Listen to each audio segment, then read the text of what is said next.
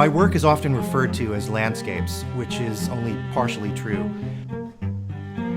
My youth along the coast of South Carolina dug me a very rich well of visual imagery, but I have no interest in reproducing the appearance of things. There are horizon lines in my paintings, and there are hazes of atmosphere, and there are vertical tree-like forms that sort of demarcate space, but they're not about landscape. I've always believed that an eye not told what to see sees more. Love is a huge component in my work, and love is what I also see a great deal in Irish painting and also in Irish poetry. Kenneth Clark said that ideas become facts through love. So I think that's a great glaze that can connect cultures, I think, is that notion of love. I am an artist, a painter. I'm based in New York City and have been for 23 years. I chose to go to Ireland on my Fulbright scholarship in 1997 and 98. I was based in Dublin. I had been attracted to Irish landscape painting and also Irish poetry for a number of years. And I had reached the point in my career where I needed a more expansive exposure to another culture that I was interested in, that was closely tied to landscape. In very practical terms, the weather changes every 15 minutes because it rains, and therefore the light changes and therefore the color.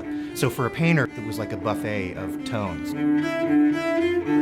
Ireland is not just green, but Ireland is also pink and shale and gray and brown and a whole host of other colors. So I was very attuned to color and to its place in that visual experience. So for me, it made perfect sense to choose Ireland. I was able to arrange lectures around the country. I lectured in big halls, I lectured in art history studios, painter studios. We would mix colors together and exchange ideas. And that's really where my Fulbright experience, I think, took flight. It's interesting how much has changed in the years since I was a Fulbright scholar. And because the world is so interconnected now, one's consciousness, I think, is more global now because of technology. Fulbright is a way to really get back to the human element of that, to actually seek out to go to a place and to immerse yourself in that experience, in that culture, and to exchange ideas and communicate yourself with people of a different culture. I think you definitely see my Fulbright experience in my paintings. There's no way I could edit that out. I kind of defined my career as pre-Fulbright and post-Fulbright. Things changed enormously when I got back. There was a much more breadth in terms of hunger in my paintings, of a desire to learn and to expand and to compact all that into a visual statement.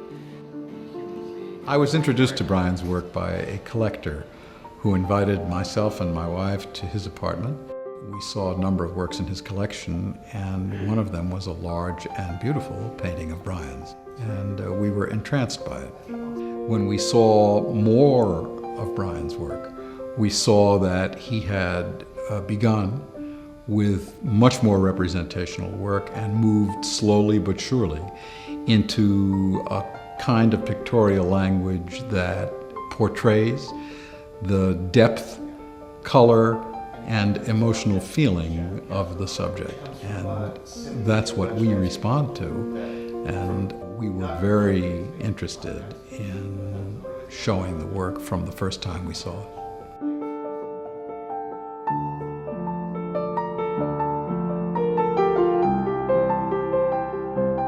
It's been 19 years since I spent a year in Ireland on my Fulbright, and there's not a day that goes by that I don't think about it. I'm constantly around people of all backgrounds, and I can relate to absolutely anyone, and hopefully have some empathy for other people, and trying to instill that in my children. It's an honor to have been a Fulbright.